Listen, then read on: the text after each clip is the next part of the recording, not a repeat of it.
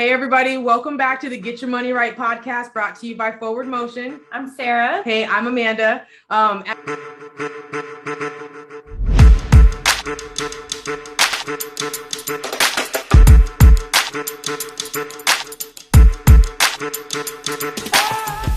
So in today's episode, we are going to talk mostly about mindset, and we're really going to focus on scarcity versus abundance mindset. So it's something that you may have heard of before. Yeah. It's kind of like if you grow up, let's say if you grow up in the hood, right? If you grow up in an urban environment, what is the top echelon of society that you might see, not on TV, not on the news, not in books or outside, but actually in your neighborhood? And when we're talking about abundance versus scarcity, it's about, what do you see? And so if you grew up in an environment where money flowed freely, people were investing, people were buying property, people were owning businesses, then that mindset of abundance, of there is always enough, is much easier to see than if you grow up in an environment where people are struggling to get their slice. And when we think of neural pathways, we have to also think that if you train your brain to think there's not enough, or this happened to me, life happens to me, it didn't work for me the first time, maybe it's starting a business, maybe it's trying a new industry, maybe it's trying to learn and be getting made fun of, right? You train your brain to think, okay, well, that's not for me. And so now your brain believes that, and each time that you do it, now you're creating that neural pathway. A couple of different mindsets. And again, we're talking about scarcity versus abundance mindset. And so scarcity mindset says there's not enough. And those are thoughts like failure is a limitation of my abilities. Now, on the other side of kind of a scarcity mindset or a fixed mindset that says failure is a limit that I have, there's the growth mindset that says failure is an opportunity to grow. That $1 million isn't a lot of money. And when someone who's not a millionaire, because I'm not a millionaire, right? When someone who's not a millionaire says that, it's kind of like who are you? Yeah. Okay, $1 million is a lot of money. But it's in 2021, we're poised. We have more billionaires today than ever before, and we're literally on the verge of potentially having our first individual trillionaire, in our world. 24 hours in a day. There will always be 24 hours in a day until we move to Mars. Like, there's always going to be 24 hours in a day. Wait, is there more these hours in a day? Mars? This connects, but I like to ask the question of, think of the most successful person that you know. Doesn't have to be that you follow or you're interested in. They don't have to be movie stars or music. Some people, like I follow financial literacy celebrities, right? Like, whatever it is for you, doing the hard thing, going against their inner instinct to feel defeated or give up when the failures come, because the failures they're gonna keep coming. They're always gonna come.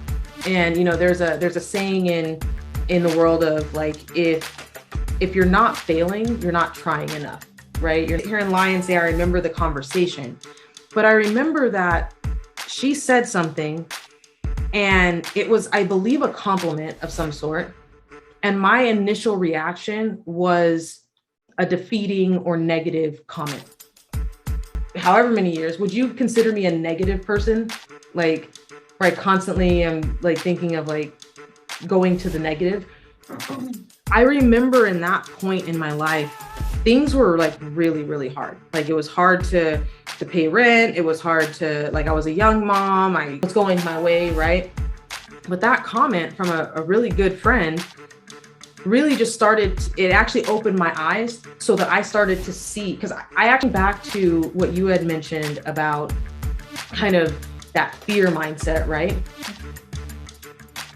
And our brains being hardwired to protect us have a fear of change. We're going to try to compete to stay on top rather than collaborate to stay on top. We're going to have that in the world. And then my second thought reinforces that. Like, yeah, remember that time when I ran out of gas? No one was there to help me, right? My fault, I ran out of gas. The neural pathways.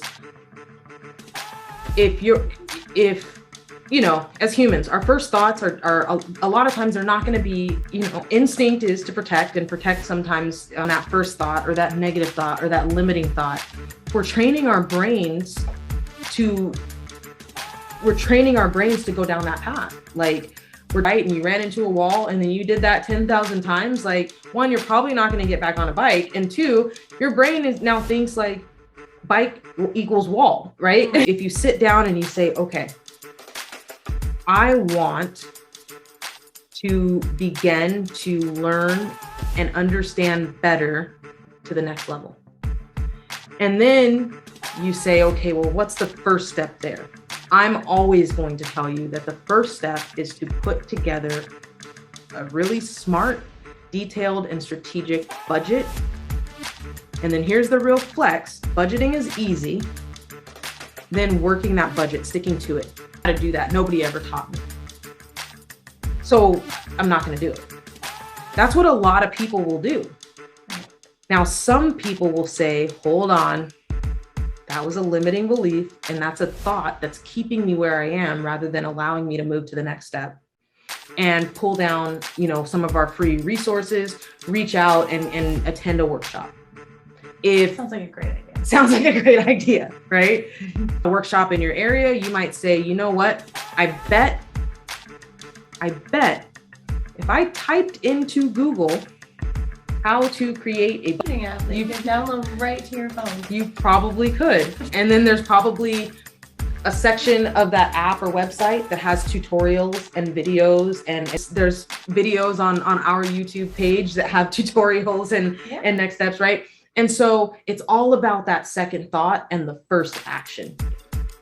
So that's, you know, that's in a nutshell, abundance versus scarcity thinking. And at the end of the day, what view of the world says, see, I was right, right? If you want to change into a new career and you apply for a job, you get one interview and you don't get the job. And then you say, see, you know, and that's not for me. Right. And then you never try again. Like, well, there you go. You know, that's not how life works. Like, you might have to go again. And same, you know, you can take Michael Jordan, right? He didn't make the basketball team. He, you know, missed this many shots and all of this and that. And we've all heard the stories. If he would have stopped his name, right? But instead he said, no, this is what I want. This is for me. And I'm going to keep going after it. I think so. Growth mindset says, I can learn to do anything I want. I think this one kind of ties in really well with what we're closing on. I can learn to do anything I want. There are certain things in life that might not apply to. Like what?